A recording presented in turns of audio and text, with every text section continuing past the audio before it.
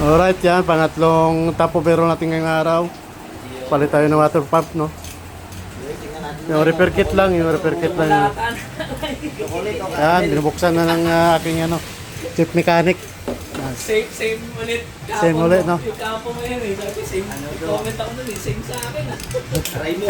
Eh, hindi siya. Hindi po masyado. Iba siya. Yung itim niya. Yung black niya, medyo may gas-gas na rin, no? Pero walang budget si boss. Piston ring lang muna daw. Ano yan? Masamantala. Tingnan mo. Yan, piston ring lang muna kasi walang budget. Ano?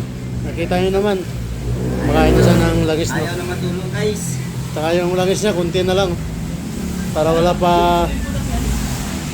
pa isang baso, no? Yun na rin boss man. Boss? Yan din po. Yan na po ang dahilan niya, sir. Kasi malakas yung usok. Yun nga. Usok. Uniting rod niya. Inagapan natin para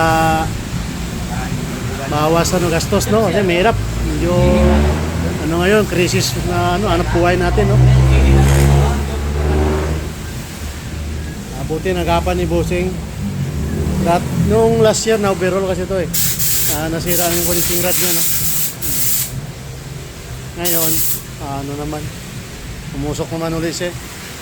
Bali, ano to eh, lalamove driver, no? Lalamove rider, no? Ayan. Bali, tinulungan natin si boss para makabawas sa kanyang gastos, no? Para makatulong naman tayo kahit paano. No? May itlog na pala ka guys. Oh. Ayan, oh. So kantumin na yung ano yan. May itlog na pala ka yan eh. Ayan, no? Last one, no? Ngayong hapon na to, medyo maulan. Maingat tayo mga bossing, no? Ngayon, ano natin to?